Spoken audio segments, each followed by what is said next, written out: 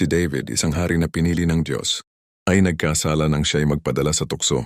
Kinuha niya si Bathsheba na asawa ng iba, at upang itago ang kanyang kasalanan, ipinapatay niya ang asawa nito na si Uriah. Ngunit walang lihim na hindi nalalaman ng Diyos. Isinugo niya ang propetang si Nathan upang harapin si David. Sa pamamagitan ng isang talinghaga, napagtanto ni David ang bigat ng kanyang kasalanan.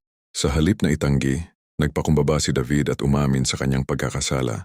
Siya ay nagsisi ng buong puso at humingi ng kapatawaran sa Diyos.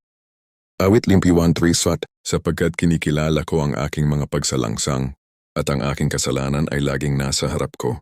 Laban sa iyo lamang ako nagkasala. Ipinapakita ng kwentong ito na kahit ang isang taong malapit sa Diyos ay maaaring magkamali, ngunit ang tunay na sukatan ng pagkatao ay kung paano tayo tumutugon sa ating kasalanan. Hindi tinakasan ni David ang kanyang pagkakamali. Inamin niya ito at nagpakumbaba. Ang kasalanan ay hindi kailanman maitatago sa Diyos.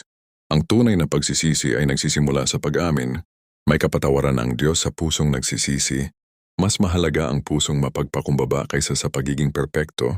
Kung nagkamali ka man, huwag kang matakot lumapit sa Diyos. Hindi niya hinahanap ang taong walang pagkakamali. Hinahanap niya ang pusong handang magpakumbaba at magbago. Dahil ang tunay na pagbabalik loob ay nagsisimula sa tapat na pag-amin. Please comment down, like and share.